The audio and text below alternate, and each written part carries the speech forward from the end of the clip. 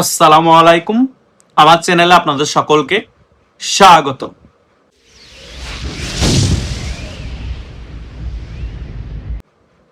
গতকাল থেকে দেখতে পাচ্ছি ইউটিউব, ফেসবুক এই দুই সোশ্যাল মিডিয়ার মধ্যে একটি বিষয় তুমুল আলোচনার ঝড় তুলেছে। রাষ্ট্রপতি শাহাবুদ্দিন চুপ্পু পদত্যাগ করছেন। নতুন রাষ্ট্রপতি হতে যাচ্ছেন মন্ত্রিপরিষদের বর্তমান সচিব নাসিমুল গনি। হঠাৎ করে এই আলোচনা এত তুমুল ঝড় তুলেছে কেন?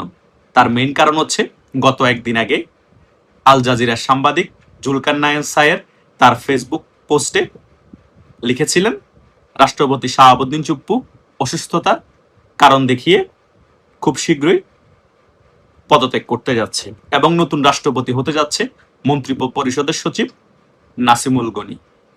আসলেই কি রাষ্ট্রপতি শাহাবুদ্দিন চুপ্পু পদত্যাগ করছে? এই বিষয়টা তো আপনাদের মনে এখনো ঘুরপাক খাচ্ছে এবং এই বিষয়টা নিয়ে আমাকে আমার ইউটিউবের অনেক সাবস্ক্রাইবাররা আমাকে অনেক প্রশ্ন করেছে। এটাও করেছে যে সত্যি সত্যি কি বর্তমান মন্ত্রী পরিষদের সচিব নাসিমুল গনি রাষ্ট্রপতি হতে যাচ্ছে? তাহলে বিএনপির সিনিয়র যে সকল নেতা কর্মীরা আছে তাদের কি হবে? আপনি এই সকল বিষয় নিয়ে একটি ক্লিয়ারলি আলোচনা করুন।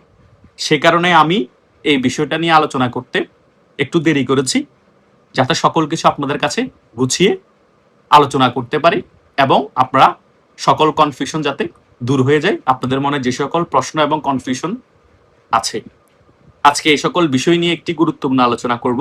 আশা করছি আপনারা শেষ পর্যন্ত এই ভিডিওটি দেখবেন, সকল বিষয় একেবারে ক্লিয়ার হয়ে যাবেন। প্রথমত, বর্তমান রাষ্ট্রপতি শাহাবুদ্দিন চুপ্পুর এখনো মেয়াদ আছে 2028 সালের এপ্রিল মাস পর্যন্ত।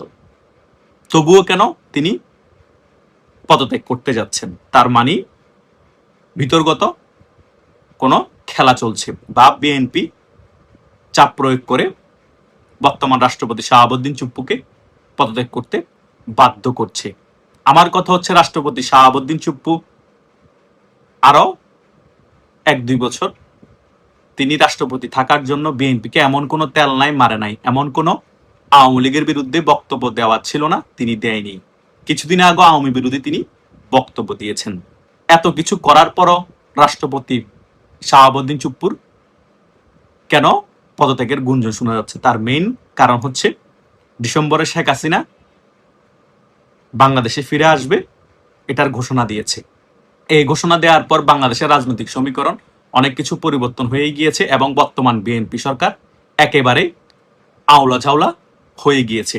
এখন বর্তমান বিএনপি সরকারের মনে ভয় ঢুকেছে, শেখ হাসিনা যদি ডিসেম্বরে সত্যি সত্যি বাংলাদেশে চলে আসে, বাংলাদেশের পরিস্থিতি তখন যদি ঘোলাটে হয়ে যায়, রাষ্ট্রপতি শাহাবুদ্দিন চুপ্পু যদি তখন জরুরি অবস্থা জারি করে ফেলে, তাহলে তো ঘটনা একেবারে উলটপালট হয়ে যাবে সকল কিছু। উপর দিয়ে হয়তো বা এখনো দেখাচ্ছে বক্তব্য দিয়ে আওয়ামী বিরোধিতা, কিন্তু ভিতরে এখনো তো তার আওয়ামী প্রেম আছে। তিনি যদি শেষ খেলাটা খেলে দেয় তখন তো আমরা বিপাকে পড়ে যাব। এই সকল বিষয়গুলো চিন্তা করে হয়তো বা রাষ্ট্রপতি শাহাবুদ্দিন চুপ্পুকে বাধ্য করছে পদত্যাগ করার জন্য। আর তা না হলে বিএনপির উপর কূটনীতিক চাপ আসছে। এই 12 ফেব্রুয়ারি যে মামু এবং ভাগিনাদের নির্বাচন করেছে, এই নির্বাচনের জন্য হয়তোবা শেখ হাসিনা বাংলাদেশে ফিরে আসলে এই রেজিমটা পড়ে যেতে পারে এবং আরেকটি মধ্যবর্তী নির্বাচনও হতে পারে।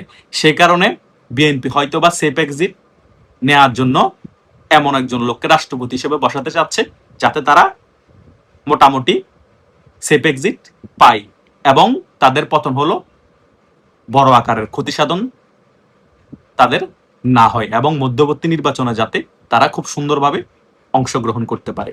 সে কারণে হয়তোবা প্ল্যানিং করে রাষ্ট্রপতি শাহাবুদ্দিন চুপ্পুকে বাধ্য করে পদত্যাগ করিয়ে সে জায়গায় বর্তমান মন্ত্রী পরিষদের সচিব নাসিমুল গনিকে রাষ্ট্রপতি করার সিদ্ধান্ত হলেও হতে পারে। কারণ বিএনপির ভিতরেও কিন্তু সিনিয়র পর্যায়ে অনেক নেতাদের মধ্যে রাষ্ট্রপতি হওয়ার জন্য অনেক কোন্দল চলছে। সে কারণে কাউকে না দিয়ে নাসিমুল গনিকেই হয়তোবা বর্তমান প্রধানমন্ত্রী তারেক জিয়া পারফেক্ট ম্যান হিসেবে মনে করতে পারে। আর নাসিমুল গনি একেবারে আওয়ামী বিরোধিতার রাজনীতি পছন্দ করে এবং আওয়ামী লীগের সাথে কোনো ধরনের সখ্যতা নাই। এখন বর্তমানে অনেকের মুখ থেকে আমরা শুনতে পাচ্ছি। বিতর্গত অনেক কাহিনী আছে, অনেক কাহিনী চলছে। কোনটা ঘটবে, কি হতে পারে আমরা কেউ জানি না। জাস্ট অনুমান করে আমরা বিভিন্ন বিষয় অপশন হিসেবে আপনাদের কাছে তুলে ধরতে পারি এবং ওই সকল বিষয়গুলো আলোচনা করতে পারি। কিন্তু এটা সত্য, শেখ হাসিনা বাংলাদেশে ফিরে আসবে বলার পরে বাংলাদেশের রাজনীতি সম্পূর্ণরূপে আউলা জাউলা হয়ে গিয়েছে এবং বর্তমান বিএনপি সরকারও কি করবে না করবে কিছুই বুঝতে পারতেছে না। তারা রাষ্ট্রপতি শাহাবুদ্দিন চুপ্পুকে পদত্যাগ করাবে, হঠাৎ করে আবার শুনতে পাবেন সেনাবাহিনীর প্রধান ওয়াকারুজ্জামানকে সরিয়ে দেওয়ার জন্য উঠে পড়ে লেগেছে। তারা এখন কাউকে বিশ্বাস করতে পারছে না। তারা বিভিন্ন জায়গায় এখন মনে করছে রয়ের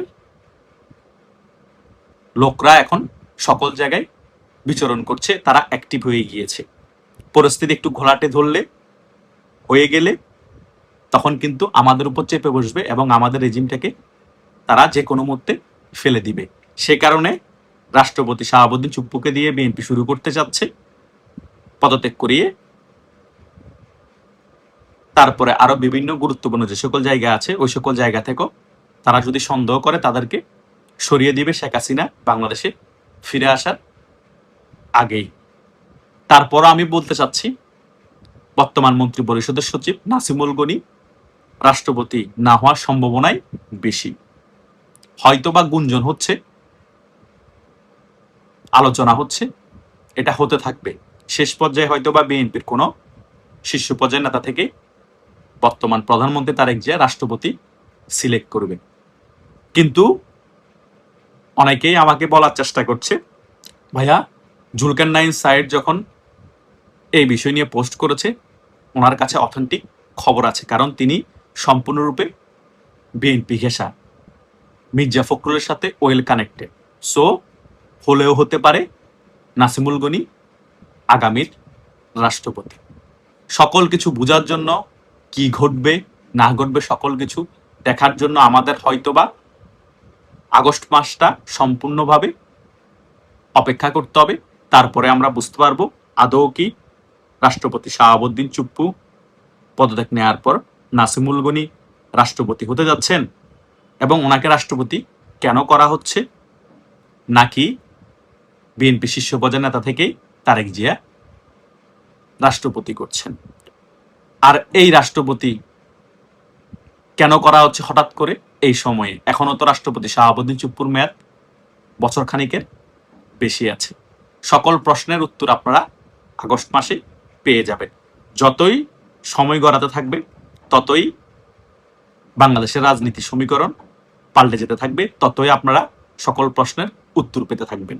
কিন্তু সকল প্রশ্নের উত্তর একটাই, সেটা হচ্ছে শেখ হাসিনা বাংলাদেশে ফিরে আসবে ডিসেম্বর। এটা বলার পরেই বাংলাদেশে এখন যত কিছু ঘটছে সকল কিছু সেই কারণেই হচ্ছে। কারণ আমি আবারও বলতেছি, শেখ হাসিনা বাংলাদেশে ফিরে আসবে বলে বাংলাদেশের রাজনীতিতে একটা আউলা ঝাউলা লাগিয়ে দিয়েছে। এটাই হচ্ছে বাস্তবতা। আশা করছি এই ভিডিওর আলোচনায় আমি যে সকল বিষয়গুলো আপনাদেরকে বোঝানোর চেষ্টা করেছি, যারা আমার এই ভিডিওটি প্রথম থেকে শেষ পর্যন্ত দেখেছেন তারা মোটামুটি সকল বিষয় ক্লিয়ারলি বুঝতে পেরেছেন। তবুও যদি আপনাদের কোনো কনফিউশন থাকে, এই ভিডিওর কমেন্ট বক্স আছে, সেখানে আপনারা ক্লিয়ারলি কমেন্ট করতে পারেন এবং যাদের সাথে আমার হোয়াটসঅ্যাপ এবং মেসেঞ্জারে যোগাযোগ আছে তারা সেখানে আমাকে নক করতে পারেন। তাদের সাথে আমি সেখানেও কথা বলে বিভিন্ন বিষয়ে আলোচনা করার চেষ্টা করব। ধন্যবাদ সকলকে।